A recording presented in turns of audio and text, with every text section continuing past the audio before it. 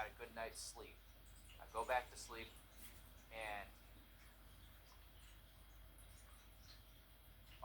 this was, I went and actually took a nap with my son. He's 3. He said, "Daddy, will you sleep with me, please?" And I was like, "Yeah, I absolutely need a nap." So he's laying in bed with me over on this side, and I'm laying over here, and I'm asleep. And this is it. I get sucked into hell again. And this was the worst one that I've seen. The There was this big pit, and there were pits, lines, rows of pits, right? There's all these different kinds of demons. There's some that look like gargoyles with like bird feet, but they all have reptilian features. They all have like scales or yellow eyes or red eyes and nasty faces and nasty teeth. There's big, huge, tall ones with long arms and long legs, but a relatively small torso and a big round head. I don't know how to explain it, but still nasty teeth and kind of green. They got different types of fur. There's those praying mantis things. Some of them have big, huge, jacked arms and other little tiny T-Rex type arms. Other ones have like there was this one. I don't know if you know what a Raxus is, but I used to play Dungeons and Dragons way back in the day. And there was a creature called the Raxus in that Dungeons and Dragons, and it had a cat face, had somewhat of a like a reptilian kind of skin, and its legs were backwards, and its torso faced this way. So I saw that down there, except it it walks like it's moonwalking. They move like these people that are doing dances on the streets where they're like making their bodies look like liquid, or they're doing this thing. Like you see these TikTok dances, break dancers, people doing this stuff, and I can't dance like that. I saw this other person doing it on the street corner like 2 days ago, and that was actually when I talked to you, and I was starting to lose it watching this guy. I could tell he was demonically possessed. He was dancing like the demons move, and I looked at him and I started to cry. And I looked away, and I was like, "I can't look, Brady. I can't look. This is how they move in hell." And then he started thrusting his pelvis, almost like he was mocking me. And I was like, "That's what they're doing. They're down there. They're raping people. They rip people apart and rape people everywhere. They call people in to rape them." I'm like, "That's how they move." And I looked back, and I was like, "You know what? Leave him alone now. Get off of him. Leave him alone right now." And he stopped dancing, and his head went limp, and his arms were dangling like he was dead. And I was like, "Good." Not that he's looking like he's dead, but good, those demons left him. And they were trying to show me, uh, we're leaving him now, but we will kill him. Right? So, anyway, in hell, and I know this is taking a while, but whatever. In hell, I'm there, I'm looking at this pit. I can't see, I can't smell, but I can't smell and I can't feel. Like, I can't feel the pain like people that I'm observing it, right? And these demons, when they talk, their voice was like painful. It was so full of fear. Not that they were full of fear, but that their voice was, it's so hard to explain. They were fearful in the sense that when they spoke, it generated this massive amount of fear that penetrated your body. And that's what hell felt like. The darkness is the exact. In heaven, you feel like you're being wrapped up by this liquid love. You feel completely accepted and loved. In hell, it was rejection, abandonment, hopelessness. The hopelessness was so bad. The rejection, it felt like it.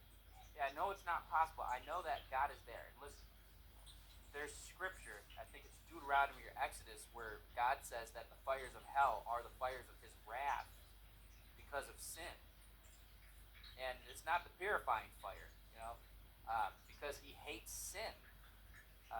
But anyway, I can read that. I can look it up and read it. I have it saved in my phone. And I see these people in this pit. And heaven makes you feel so good, and hell makes you feel so isolated and alone, so rejected and abandoned and hopeless. And all of your faults, all of your traits are being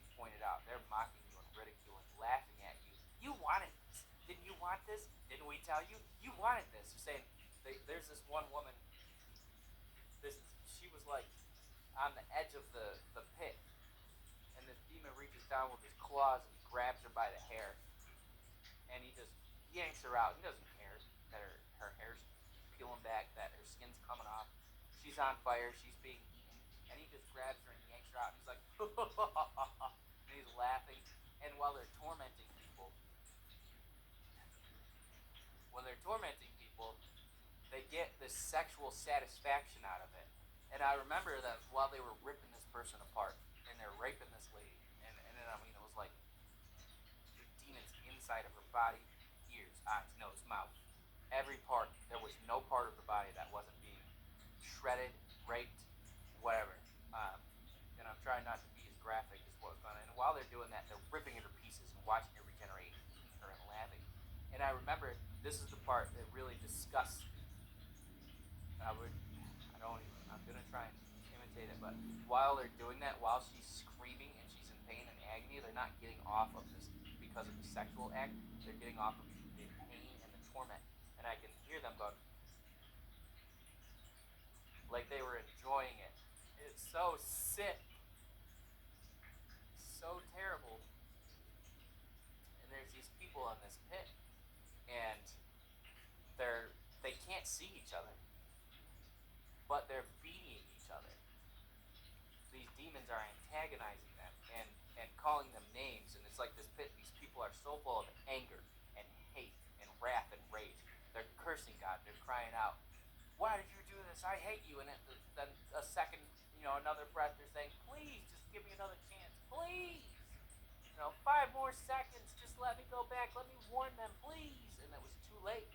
It's too late, and that hurts them the most because they're seeing all the times that God gave them to get free, to come to know Christ, to not have to go to this awful, terrible place, and that hurts them the most, and it hurts God that had to happen.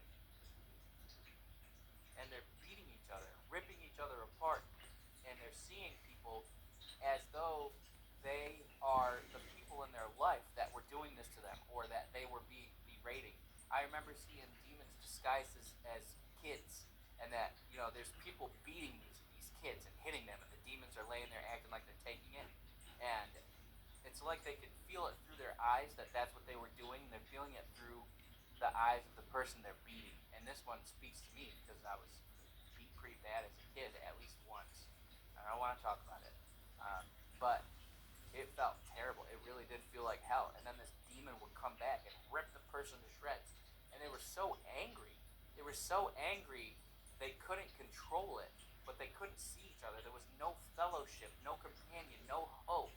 They felt so rejected and alone. It's just everything they did wrong, they were being reminded about it.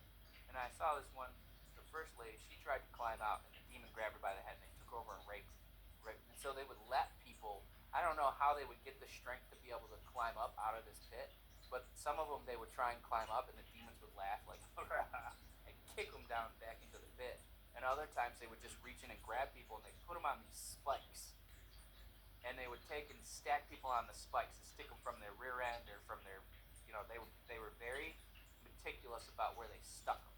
So it might be from the front, it might be from the back, but they would put it all the way through them, up through their head, out their mouth and everything, and they would stack them on top of each other, like 4, 5, 6 people, and stick them there on the ground, and then just take that big stick, and they're so powerful. They would take that big spear, it's like this, and just go and smash them to pieces and obliterate them and laugh. And then they regenerate, grab them, take them off somewhere, and throw them back into this pit that's full of fire. They'd be consumed with fire, and then they would be eaten by these worms and consumed by fire and ripped to shreds. Some of them would be put in chains. Some of them would be dragged off by their hair. And then there was this one demon that just kind of looked at me in the end there, and he looked at me and just screamed and went, and it was the most terrifying thing because it penetrated every fiber of my being, just completely penetrated me. And I woke up and I was like, man, Jesus, why are you showing me this? Like, what is the purpose of this? I've gotten a lot of healing from this. And then the last one that I saw, just remember watching them squish a person and their intestines came out of their mouth. And they laughed and pulled their intestines out and then shoved it up inside of them and then pulled it out again, shoved it down their throat. They would cut off their body parts and shove them down their throat or rape them with their body parts. The tortures you can't even imagine. They're worse than anything you can imagine. Like, I can't make it up. You can't understand because the amount of pain, rejection, like all of that mixed together. All of it mixed together.